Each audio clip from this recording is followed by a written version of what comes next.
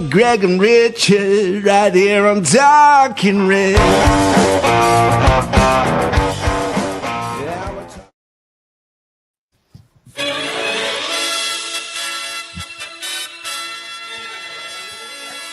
Hello and welcome to Talking Reds, a Nottingham Forest podcast, hosted by myself, Greg Oram. And sadly, we have a poorly Richard today. He's tucked up in bed, feeling not so good, so we send him our best wishes and hope that he is better soon. So, another victory for Nottingham Forest at home in the Premier League. And after storming to a 3-0 half-time lead, it wasn't plain sailing as Southampton got themselves back into the game. And at 3-2 with 12 minutes of added time, it was most definitely squeaky bum time. Joining me to look back on it all, we have the Statman Danscape, and from the Nottingham Forest Australia supporters group, it's Scott Terry.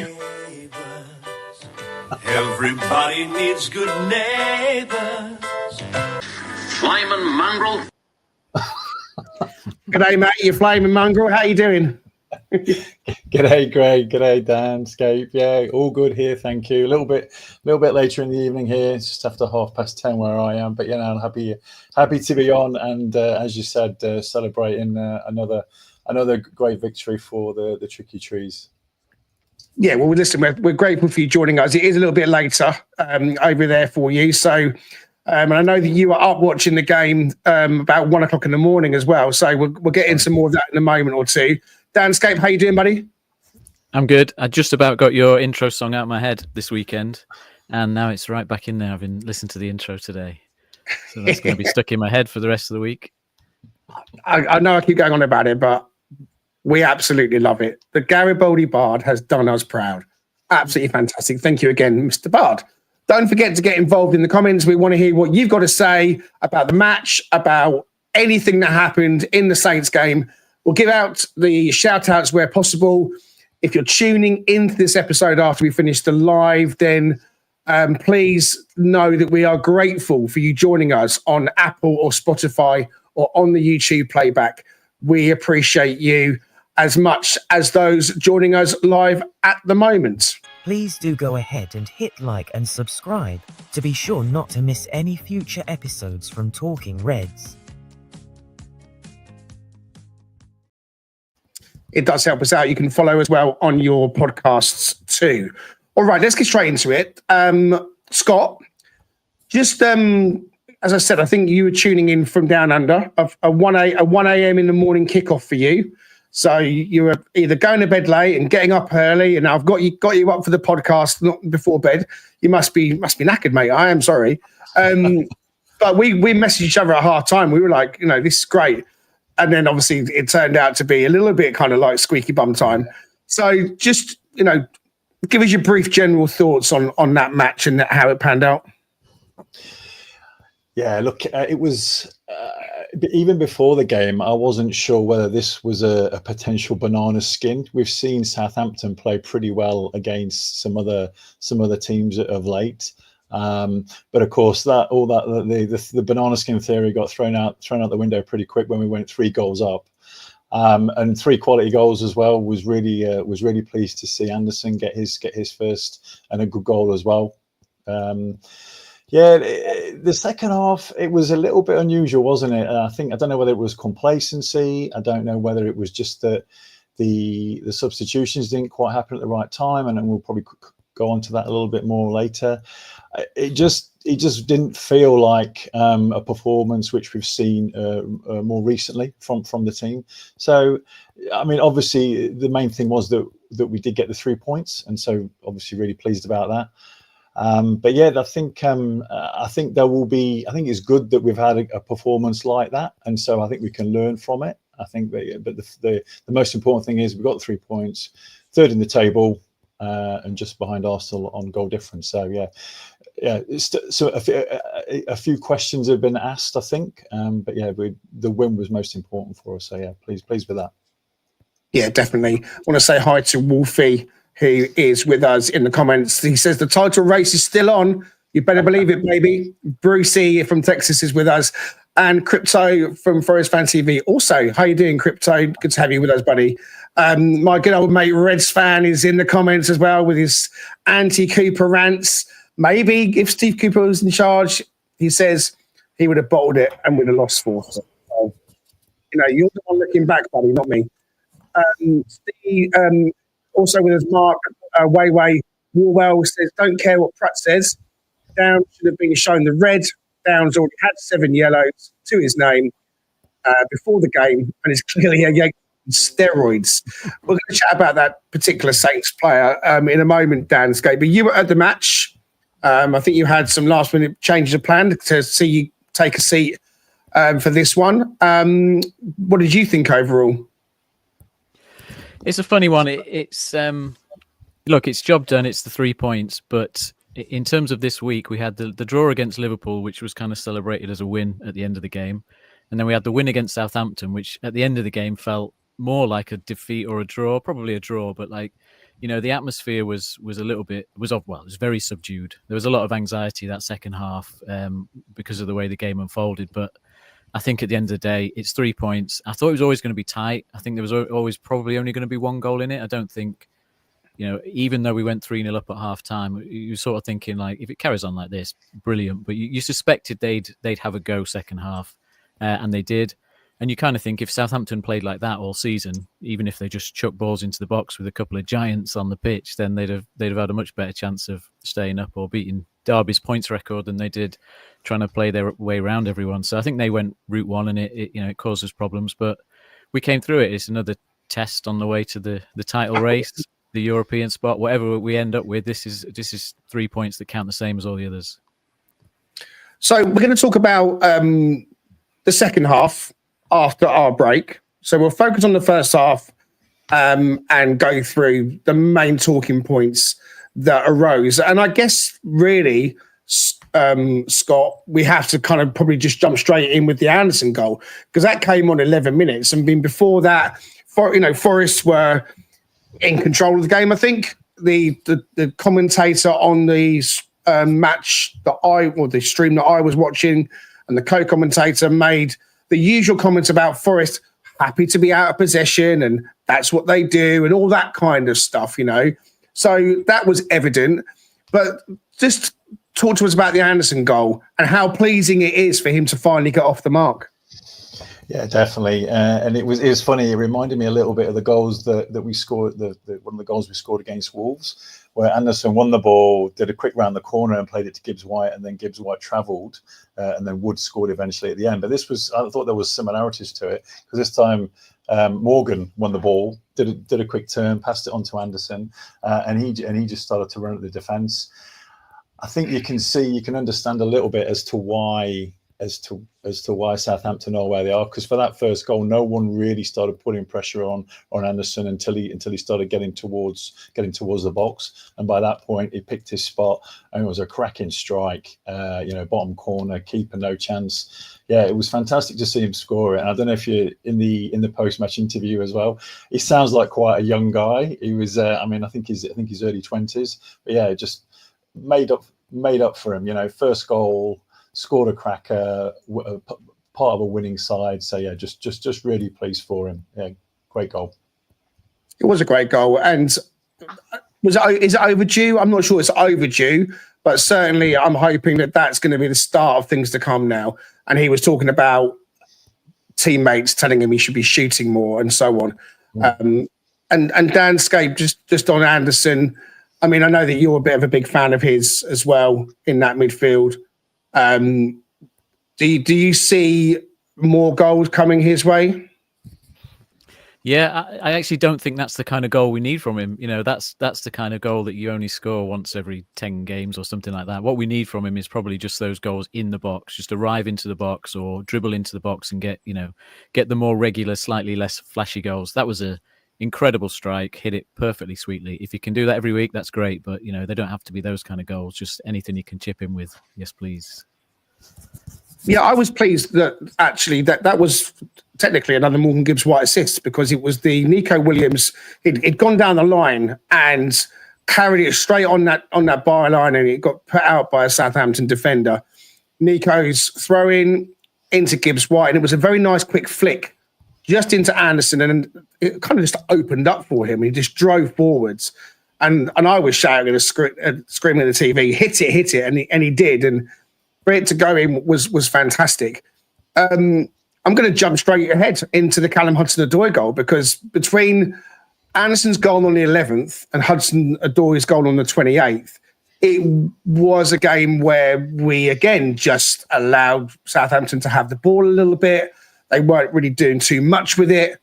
I'll take the Hudson-Odoi goal because I was feeling quite happy. I was feeling very smug, in fact, because, and you know, betting is for mugs, kids, so don't listen to what I'm saying, but I did have a cheeky bet before the game. I was on my app, and there it was. They'd boosted Callum Hudson-Odoi to score from outside the area to 18-1. So I was like, nah, I don't think I'll have that. You know, if he's going to get it, he'll probably cut in, it'll be just inside. But it just kept looking at me. So in the end, I had a fiver on it. I had a fiver on Callum Hudson-Odoi to score from outside the box. And lo and behold, on 28th minute, Hudson-Odoi capitalises on Wood pressuring Bednarek. Bednarek making a little bit of a hash of it defensively. And Hudson-Odoi latches on and drives into pretty much the same area, or more or less, that Anderson was in, to shoot across Ramsdale for another fantastic goal to make it 2-0. And it just felt like the goals were coming at stages in the first half, almost quite perfectly, with that early goal from Anderson, another one coming on 28 minutes. So yeah, a nice little pot for me to put into my bank account, and a Hudson-Odoi with another fantastic goal to take it to 2-0. I mean, Danscape, what was it like in the crowd when Hudson-Odoi scored that one? Yeah, obviously, as you can imagine, just celebrating the goal, and kind of a weird game, because it was not a weird game, but you know, in that moment, you were just sort of waiting to see what happened in the game, and because he made it look so easy, and there was just so much space there, you're just thinking, wow, if this carries on, you know, it was like every shot we had went in. If this carries on and we are going to get more chances, then it's going to be a 4 or 5-0 game here. And it was such a sweet hit. Both of them in the same like side netting of the goal.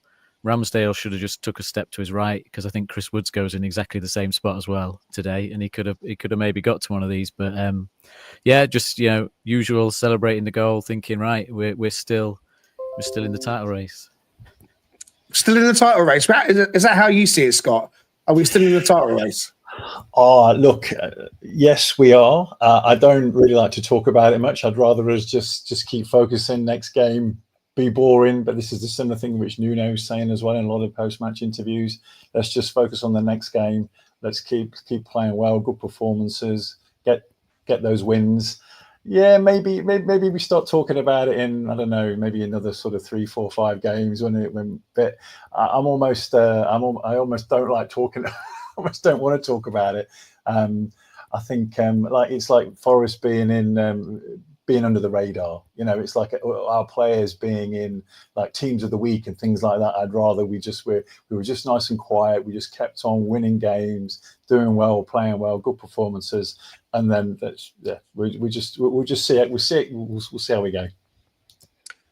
Flying under the radar is great, but it gets to the point when you're in that kind of top 4 position and you are winning so many games and totaling up so many points. Over here, the media, it's still very rife about Forest. In the morning on TalkSport, there's still the topic of conversation. But obviously, we have got the likes of Bournemouth doing really well in the top 8. Fulham still hanging around in the top 8 as well. So the top half of the table has a very different look to it, Danscape, to what we're normally used to. So it's an interesting one when we go to Bournemouth on the weekend as to how Forest are going to fare against a team that just taken Newcastle apart on their home ground. And in fact, I watched most of the game, and I thought Bournemouth were outstanding, to be fair. They've got their own injury problems, and their bench was very lightweight in terms of inexperience. So they've got a very good manager, and we'll look ahead to the Bournemouth game later on in the week. But going back to our game, Danscape, we've gone 2-0 up. Again, Forest soaking up not so much pressure, because I don't think Southampton were really putting us under any kind of pressure at all. But then just to kind of put a bit of a cherry on the top of the first half cake, Ola Aina picks out Chris Wood. Take us through that one. Yeah, classic Chris Wood header. It's like an awkward one, difficult to get on target, but somehow he manages to find that slither of the goal that the goalkeeper's not going to be able to reach, even though the ball's slightly behind him. And it just looked like one of those where he didn't really expect it to go in. I think he just thinks, I'm going to get the best contact on it I can. And it just proves how smart he is, how much he can just judge those angles, whatever angle the ball's coming into him. His brain just seems to flip straight away to know what kind of contact to get on it, to put it in the most dangerous area. And yeah, sometimes it's going to get saved or not. That depends on a bit of luck on the day. But to put it into that spot from where he was, like I say, he almost didn't expect it to go in. It goes in, and again, you just there thinking this is not a normal Forest game. Just 3 goals out of half chances, basically, all going into the corner. And yeah, you can't really see the game going any other way than as just carrying on, taking shots and scoring goals at that point. So much has been said about Chris Wood. I did that interview on New Zealand radio and got really carried away talking about Chris Wood. And I messaged them actually over the weekend, and hopefully I might get a chance to go back on there and speak about him some more. Because for me, Scott, he's just been so reliable, so fantastic. 14 goals already this season in the Premier League. So he's matched last season's tally. Can you put a figure on what you think Chris Wood might achieve goals wise? Certainly on the trajectory that he's going on. I think 20 goals is certainly within reach. And I think as Danscape was saying, the header, there wasn't a massive amount of speed on the ball. But yeah, he still managed to just get the right angle, the perfect angle. He scored some brilliant headers for us. Chris Wood has. He's a master of heading the ball. Doesn't need a lot of pace on the ball. Seems to place it particularly well. And also for that goal, for the third goal the other night against Southampton, he actually, because he actually started the move as well. So the ball came into him. Yep. He held it up the ball, put it out right. To Aina, and then Aina just sort of whipped it in. But again, not a lot of pace, but just the precision to hit it right in that corner, just where Ramsdale couldn't get it. Yeah, look, top quality. And we're seeing he's scoring goals. The goal against Liverpool was on his left peg. He's scoring headers. He's scoring goals with his right foot as well. Look, he's a complete striker. And I think 20 goals a season would be just reward for him, for someone that's playing so well and leading the line for us so well. It's great having a striker that's in form and scoring many goals and a good variety of goals as well. Just quickly on that, I think Collimore's record for one season was 22 goals. So I think that's the target that Chris was aiming for, because that for me is a better record to beat the single season goals record than it is the one that he's sort of already got, being our Premier League record scorer. So I think that would be a great target if you can get to 22, 23 goals, definitely. And I worked out the other day, if you took Chris Wood's goals out of our season so far, you would lose 17 points from what we've got. Where his goal is one of the goals that wins us a point or a win. And, it's just a massive impact. The closest behind him is 5 points. It's, he is central to everything. Yeah, that's a great stat on goals in the same season, because Brian Roy was the leading scorer, but they were over 2 seasons, I think. And so Colin Moore only did 1 season with us in the Premier League. So, yeah, to surpass that 22 goal total, I think would be exceptionally good. A few people in the comments want to obviously get us talking about the ref and get us talking about the offside. And I want to say hi to Tim Easton, who's with us as well. So we're going to get to all of that very, very shortly. But I can't finish the first half without talking about Flynn Downs. So, look, I mean, he was putting himself about, I thought, quite heavily. And so, Danscape, should he have had a yellow card for the challenge on Morgan Gibbs-White? If you look at the first one, I'm not talking about the arm in the face. I'm talking about prior to that. He's made a challenge on Gibbs-White. He's almost gone in a scissor motion. And some might even say it's very, very similar to Morgan Gibbs-White challenging the Brighton player at Brighton, where Anthony Taylor was the one that said he must get a second yellow. So how did you view that? I mean, did you get a good look at it in the stadium, or have you had to look at it afterwards? in the moment, it's a yellow card because it's rash. He's going in at speed, and he just takes the player out completely. You know, regardless of whether he gets the ball or quite how high his foot is, he just completely takes Gibbs White out. So it's a definite yellow. Everyone thought it was a yellow in the stadium. Everyone was calling for it to be a yellow, and that was the first bit of the game where you're thinking Anthony Taylor's going to have one of his days here, because last time he came against Newcastle, there wasn't really too much contentious issues when he was a ref, but in this one, you just felt, well, hang on a minute, that's got to be a yellow card. Like, regardless of the other situations that we've had in the past, there's just tackles you see all the time where it's reckless enough to be a yellow card. So the fact he got away with it was a surprise. And Gibbs White was getting the better of him all that first half. It was kind of a shame he went off as a sub.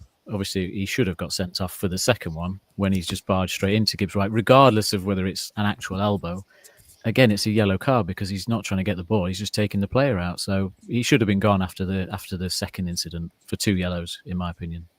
What about you, Scott? I mean, do you agree that first incident, that challenge, should have been a yellow? And what do you think about the second one? So obviously, we're talking about deep in the box.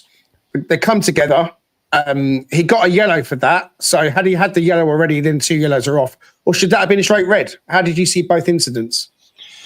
I think definitely a yellow for the first challenge. I don't know about a straight red. I've seen similar challenges this season, but this is the fact that we're debating it now, and we end up debating things like this quite regularly, sort of just says that consistency of referees and applying the laws.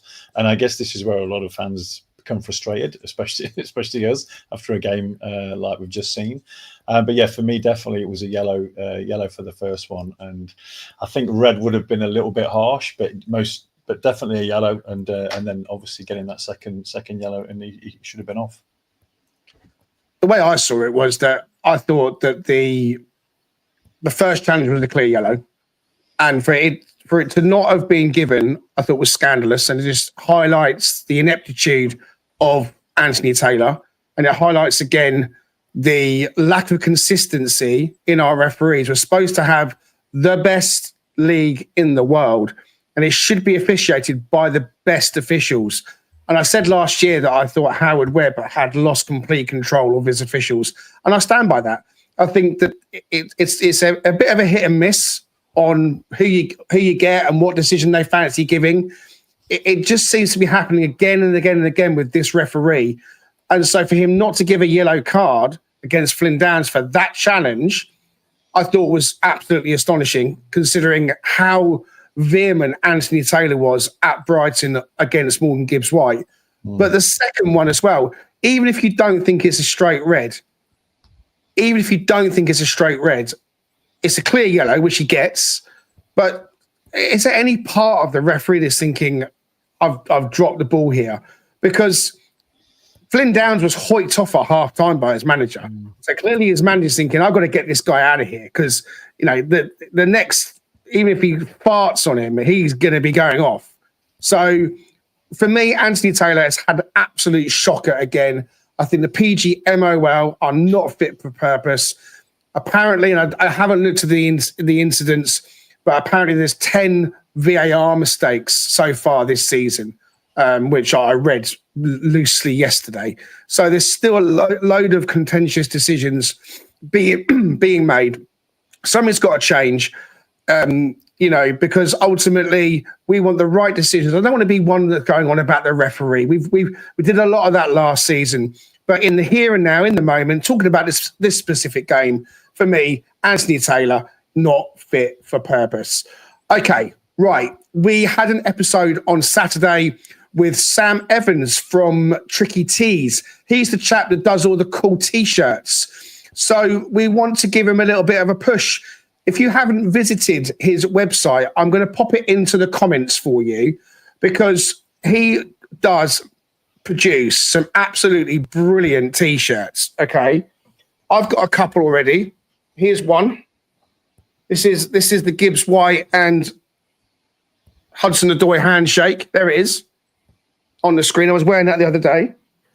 So I encourage you to go and check out the Tricky Tees website, because he's a great guy. He's a young chap. He's had the players really interested in his graphic designs. So, yeah, give Tricky Tees a visit and check out some of his T-shirts. You're listening to Talking Reds. You will never find the more wretched hive of scum and villainy. The Cheese Trader, based on Grape Lane in York, is a cheese lover's paradise.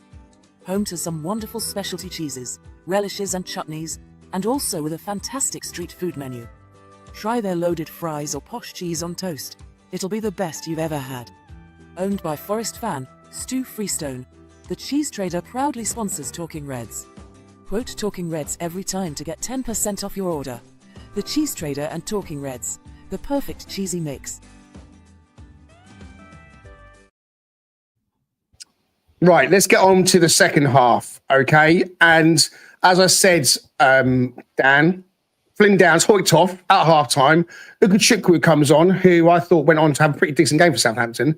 What were your thoughts as the half opened? Because I looked at how Forest were playing. We did let them have the ball, as we have done in all of our games this season in the first half. In the second half, I felt the first 10 minutes especially, Forest took more possession of the ball in the opening 10 minutes. And there was an early chance as well before it all started to go a bit mad. How did you sort of see the first sort of quarter of that second half? We were in control. There wasn't really any fear once you saw how we came out. I was surprised we hadn't made any halftime subs, I suppose is the only thing I would know at that point, because you're kind of thinking, well, we're 3-0 up. Maybe we'll change things. But when it came out the same team, you're just expecting them to carry on as they were. And they did. They were in control. With changes then, what would you have expected to see? I'd probably Taiwo for Wood for 45 minutes. You know, at that point, you're kind of thinking, well, Chris was just going to be sort of chasing shadows a bit now. So there's no point sort of carrying on. And then that's probably the only one I would have thought specifically to make. The others, you could have changed the winger and carried on. But, you know, we were in control of the game at that point. I don't think there was anything I remember from that period of the game particularly. I can't remember when our other good chances came, whether that was before or after Southampton's goal, but in terms of the sequence of when they happened. But, you know, their goal just literally came out of nothing and it just flipped the whole sort of atmosphere a little bit. And the players were surprisingly deflated from when Southampton scored, I thought. They looked a little bit heads and shoulders down, which surprised me because it was still 3-1. But yeah, the first part of the second half, we were in control and you were not fearing what was coming along the way. Good to go back to the first half. We lost Callum Hudson-Odoi to an injury, which, fingers crossed, is not going to be something we have to worry about. And we'll talk more about that a bit later on. But it was Jota Silva that came on, Scott, for Callum Hudson-Odoi, who I'm a big fan of. I think he's a great little player. Excuse me, he's a terrier. He gets stuck in. But having said that, maybe he is better with 20 minutes to go. Maybe his attributes and his skill set is better when we've got 20 minutes to go, 25 minutes to go, and he's that kind of live wire player you need on the pitch. Might it have been a better swap to maybe bring Sosa on for Hudson-Odoi? Don't know. I'd like to hear what you think about that. But the early chance in the second half, before they scored, was Jota doing really well on the right-hand side. A bit of a scramble. He got the ball over to Wood, and Elanga had a go, and then Gibbs-White had a go. It was cleared off the line by Bednarek. So we go 4-0 up at that point, and it is good night and sayonara and all that kind of stuff. Wasn't to be. So it goes to show that, you know, we went into the second half still on the front foot. We were still in command, as Dan said. So what are your thoughts on maybe Sosa coming on, maybe for Jota? How do you think Jota did? And did you see their goal coming? Yeah, I thought. I think it's a good point you make regarding Jota, because typically, as you say, he comes on, you know, sort of 20 minutes or so to go.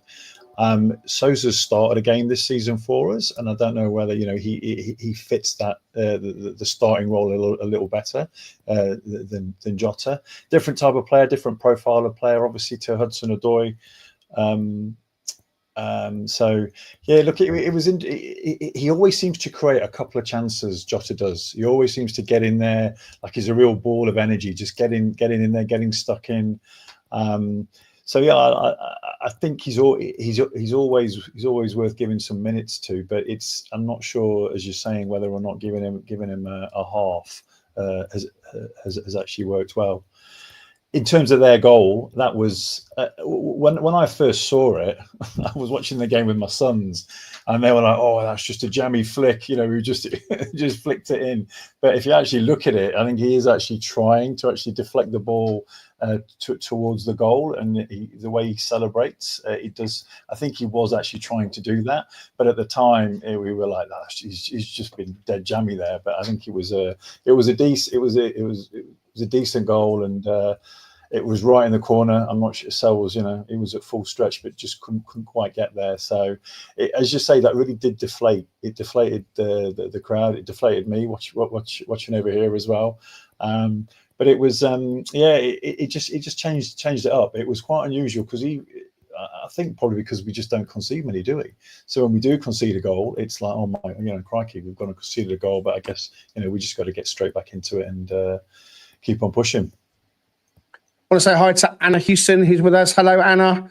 She's feeling quite cross still about the refereeing disaster, but also trying to put it into perspective. We are going to have some bad refereeing days. We've got away without too many so far. I agree with that for certain. So yeah, when they scored, I was like, oh, okay. I didn't like that. Obviously, I never like it when the opposition scores, but it's not something that we are used to at the moment. We are used to keeping clean sheets. So I did feel quite perturbed that we had lost the clean sheet again, and didn't like it one bit, to be honest with you.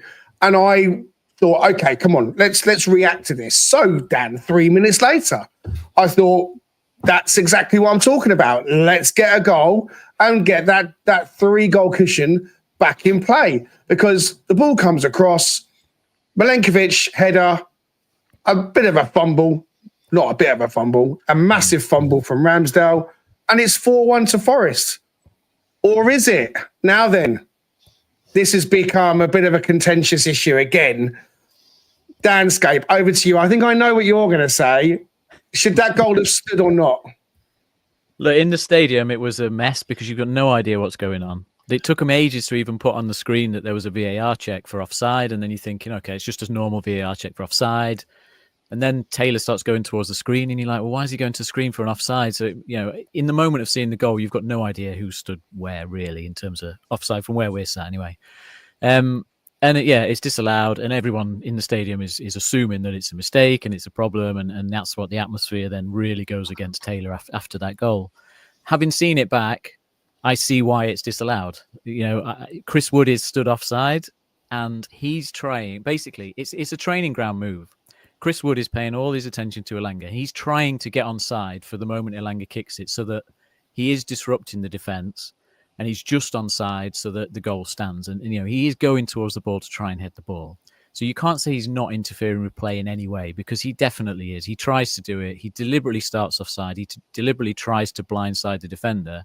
And unfortunately for us, he's a step wrong. If he's a step earlier, he stays onside, the goal stands. And I think it's a deliberate move by Forest to do it. So if you don't want him to be at risk of being offside, don't put him in the offside position in the first place, is what I would say. Just have him stand in where he would have been in any other time, and we'd have scored the goal. There would have been no issue about it. So I don't see how Chris Wood is in that position without it being a deliberate thing to do. And if it's not going to impact the play, then why do it? So I understand why it's not given. He is in amongst the defence, the goalkeepers. And I think, like I say, on another day, he's a step quicker getting out and it stands because he's onside. And I understand why it's given. In a strictness of the rule, you can add context to do you want to see goals disallowed for that? That's a different debate. But in terms of what the rules are right now, it's disallowed because he interferes with play in some way and it's deliberate. And unfortunately, he's a step slow. So I think it's a fair enough decision at the end of the day. Okay. Scott, what do you think? It's funny that Dan said that in the ground it was chaos, because when I first watched it, I was like, I've no idea why there was the pause for and the ref started to be talking to his into his earpiece. And then it was only when on the replays, but as we were watching it, we were watching the game as Dan was saying. He kind of steps in. He is offside when the ball's played, so he is offside then.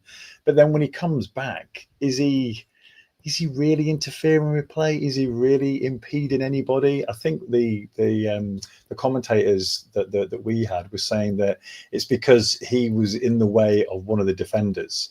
So impeding, it seemed a bit of a tough call. But as soon as they, the VAR, the ref had to go over and look at VAR, you're thinking, you could just get that sinking feeling.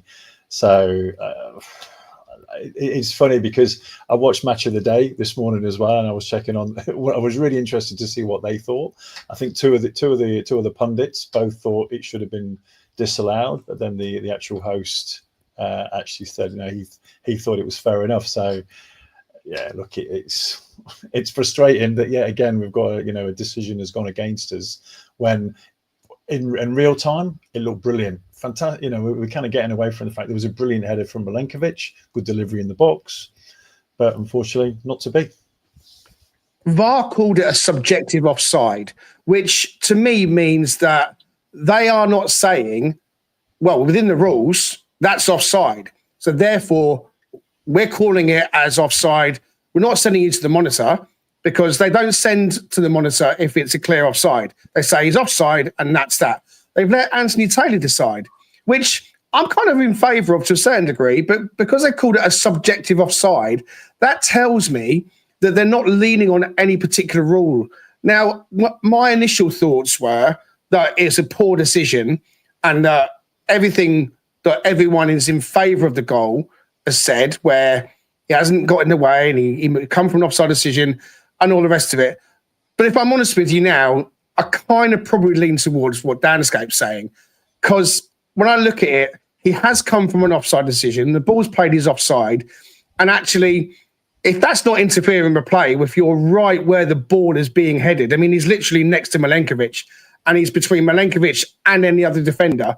If that's not classed as interfering with play, then what is, I guess, in the rules? So I can see why it is given offside. I kind of feel like it's probably the right decision, as much as I hate saying that.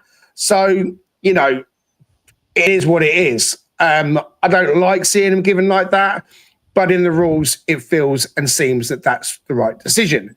We did have other chances thereafter, and I want to scoot through when I talk about Jota's header back over to Chris Wood, who comes in from 4 yards out and knees it over. I feel he should be doing better with that. I feel like from that close out, you've got to be anticipating that. Not quite sure why Jota didn't go for goal, because he's shown that he's very good in the air. And from that kind of distance out from goal, I would have expected him to have had a go. But he chose to put it back across for Wood, who knees it over from short range. So Southampton then come on the front foot a little bit more. It's getting quite bitty. Forest make changes that sees Morato come on. And so you feel like, okay, we're bringing our closer on. This should be okay. But Paul Anachu comes on for Southampton, who's 7'10", it looked like. 6'7". And all of a sudden, a little bit of hell breaks loose. Danscape. Could you see it coming? A second goal for them? Because I'd actually had a header at Sells that Sells had put round the post prior to the goal. There was a little bit of kerfuffle going on at other set pieces or other kind of incidents. So the ball goes out for the corner. Talk to us about that goal and where did Forest fall short on that? Where we fell short is we should have brought Carlos Miguel on to man-mark him, I think. That's the only way to get around that. I think that was the solution.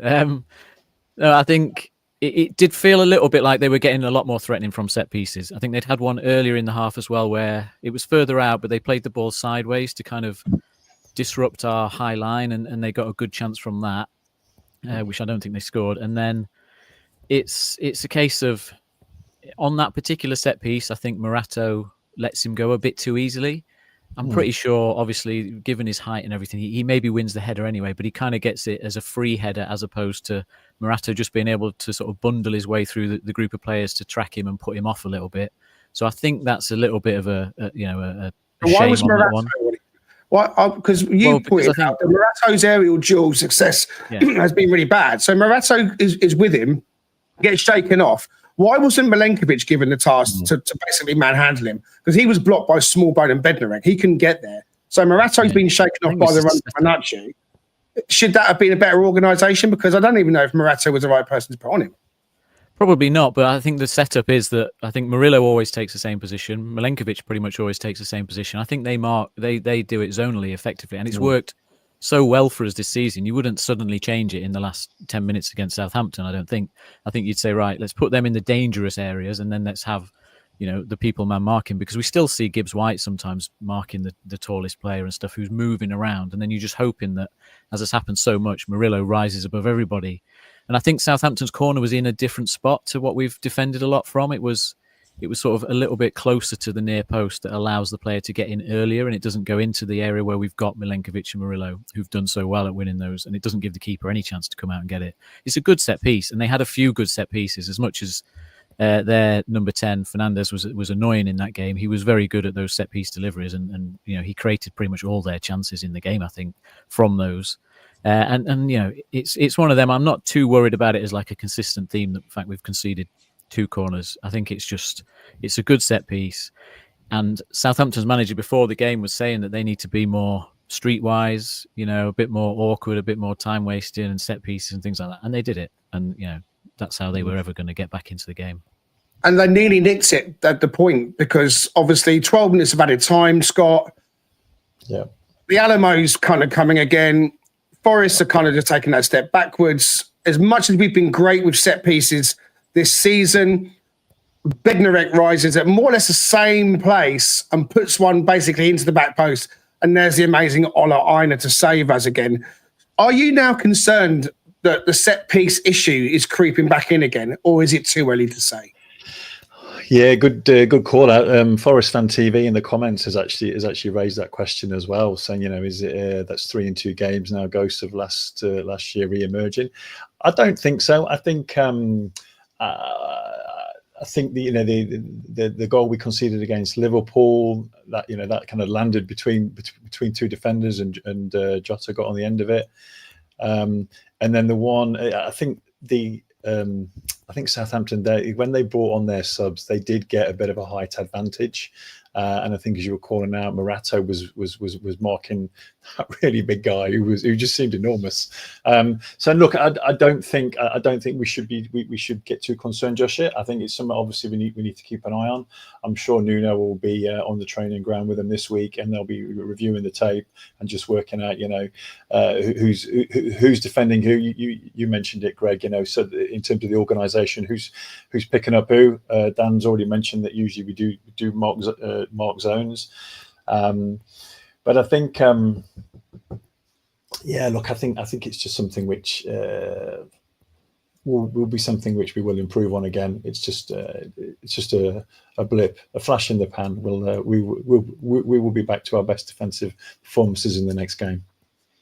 Okay, so we finished the game 3-2. We take all 3 points. Ola Aina is our saviour with that clearance off the line.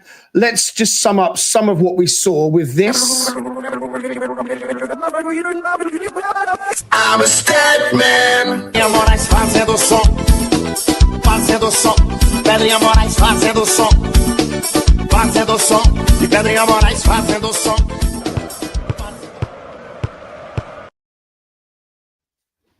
It's better every time. It does get better every time.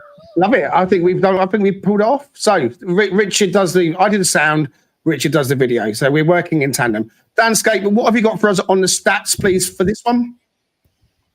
First up, just to say hello to the guy I met in the toilets there, who obviously saw the podcast.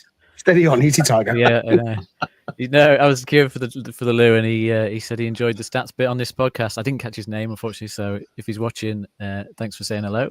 Much little cheeky reach around. Yeah, that's I'll leave it there. This is just a quick look at the kind of the attacking and defending actions that we have to do in each game. So the red at the bottom of the chart is our attacking actions, and the black at the top of the chart is the defensive actions we have to do in each game. And it's going left to right from the first game of the season to this game. And you can see there's actually only 3 games this season where we've kind of done more attacking than defending, because that's the kind of team that we are. And it also depends on obviously how the results go during the game. if you go ahead, you're probably going to defend more than you are attack, and so on. But you can see this Southampton game on the far right. We didn't quite dominate it in that respect, and I think that's probably because we went 3-0 up. But it was also our best sort of attacking performance for quite a while. It's probably the best since we had against West Ham in terms of being able to dominate a large part of the game, and then unfortunately it sort of fall apart. So that was just to sort of show it as it's kind of an average game on the stats. There's not too much that stands out generally. But what did stand out to me then, looking at it, is just looking at the kind of dual win rate. When you consider the type of goals we conceded in the end, or at least nearly conceded with Einer's clearance off the line, it's just on the duels that we were quite low down. So again, if you look at this chart, it's just the percentage of duels won for every game this season, ranked in order. So Villa was the best game, where Villa at home, where we won the most percentage of duels at like 60%. This Southampton game is actually the third worst, so only 43% of duels won, which I think probably is reflected in how that second half ended, in not closing it out well enough, not just winning the odd battle to stop them getting the set pieces and getting the balls into the box. So that's that one. And then this is specifically on Taiwo, which possibly done to death, possibly something you were going to sort of talk about a bit more. But I just looked at basically one of the big complaints always about Taiwo, and when he came on, the sort of atmosphere towards him was pretty pretty horrible in the ground. Negative, wasn't it? All the anxiety around the result and the game, and the fact that we might lose that extra goal, just seemed to be targeted at him. And he wasn't running enough, he wasn't closing down enough. And the reality is, I think in that position, he's not. His job's not to close down the defender every time, because they'll just play around him anyway. As a lone striker without support, you can't just press everybody, because you're just wasting energy. But one of the other criticisms of him is always around his touch and his miscontrol of the ball. Which I suppose I just looked at those statistics to see, well, where does he actually rank in terms of other subs that come into games, and how often do they miscontrol the ball? Like, is he a particularly bad player in the Premier League, or is he sort of, average or what? So what this chart shows is kind of how many touches he has per miscontrol. And if you look at the names around him, so Taiwo's currently on sort of 7th of players who've been a sub in the Premier League this season and come on and played at least 30 minutes across the season. So on average, every 7 touches, he will have a miscontrol in there. And you can see the players around him are Nketiah, Højlund, Muniz at Fulham. There's some other names there. Strand Larsen's a little bit better, sort of 8 touches per miscontrol. You can see that the bottom of the chart is generally similar strikers to Taiwo, I would say. So like Beto at Everton, kind of a similar profile of striker. Dominic Calvert-Lewin, similar team, similar profile of striker. Odsonne Edouard at Palace again, or is he he's at Leicester now, isn't he? I think this season on loan. But again, those type of players, they're at sort of 4 touches per miscontrol. So Taiwo's slightly better than them, but yes, he is in that top part of the chart, which you probably wouldn't want him to be in. You'd rather he was down the bottom near Ollie Watkins, who's 10 touches per miscontrol, something like that. But those players like Watkins, Jackson, Minter, they are a level above Taiwo. They cost a level above him, and they are a level above him. It would be nice for Taiwo to get to that point, but I think he's not a disaster, is I suppose what this is saying. He could be better, and he is performing slightly below what his average has been for us. But he's not a complete disaster. And, Jota Silva, Hudson-Odoi, Elanga are all in that chart, not too far away from him. When they come on as a sub, they also struggle. They also make more, mistakes and miscontrols in there. And their pass completion rate goes down. So it's one of them. I think he's the target of a lot of the anxiety of that game. And I think that's where he got a lot of stick. And he's probably not, he's not going to be an absolute top level Premier League striker. It's just a question of, do you direct all your anger towards him, or do you just accept that he's where he is, and if we can find better, we do. But it's not that he's doing anything wrong. He's kind of at the level he's always been at, I think, is what these numbers show. Okay, gonna have to leave it there, Dan. Thanks ever so much for taking us through those ones as well. I know you've got a Callum Hudson-Odoi slide to look at. We'll put that into the Thursday episode coming up when we preview Bournemouth. So that takes us through the review of the match. Forest do sit in 3rd position, joint on points with Arsenal. After the match, we had Ola Aina giving us this message. Ola Aina here, 3 home games on the bounce, with your support. Just want to say thank you for everything, and keep sticking with us, keep supporting us, and we love you. Up the Reds. He is a fantastic character. I think we're lucky to have him. So hopefully all the contract talk is going in the right direction with him. He's an important player for us. Thank you very much indeed to all of you for watching and listening. If you would hit like and subscribe, it really helps us along. Scott from Down Under, thanks ever so much for joining us. Anything quick you want to sign off with? Oh no, look, feeling confident for the next game. This was just a slightly below par performance, I think, against Southampton. But look, let's get stuck into Bournemouth on the weekend. Thank you very much, Scott. Danscape, anything you want to sign us off with? Just that I hope we forget about that second half very quickly through the other results. It's one of those halves of football that can linger in your head if you start the next game and you have a similar issue, like you can see the set piece, it becomes like a narrative then. Oh my God, we're struggling. So hopefully we just completely forget that second half by a week's time. Yeah.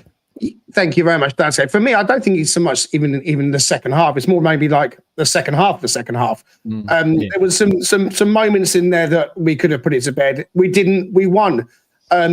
We are playing in the Premier League. As I've said before, if you go swimming, you're going to get wet. When you play in the Premier League, you are going to have difficult moments, whether you're playing Liverpool or whether you're playing Southampton. Southampton have got a little bit of fight in them at times. They are a team that obviously have attributes, and we came out of the game with 3 points. We look ahead to Bournemouth on Saturday. We'll be back on Thursday to preview that one. Thank you for tuning in. See you soon.